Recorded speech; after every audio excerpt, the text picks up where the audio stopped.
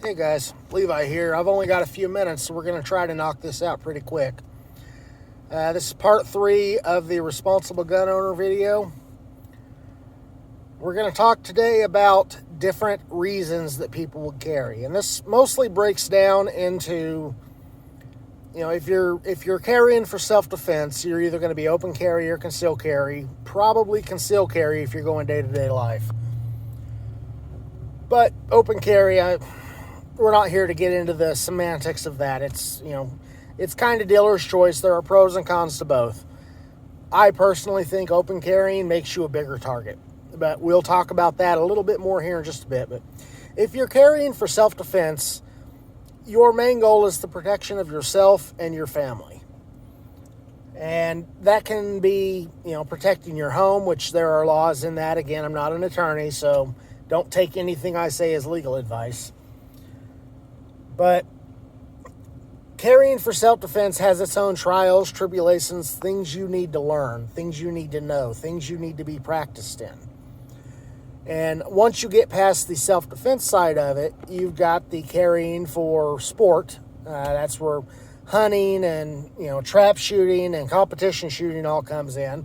These people, some of them carry all the time. Others, they only break their gear out whenever they're doing something active. And then you've got a professional carrier, and this is going to be your security officers, your law enforcement, people that carry as part of their profession. A lot of times those are going to be more open carry than concealed carry, because by having that gun, you're making yourself a target.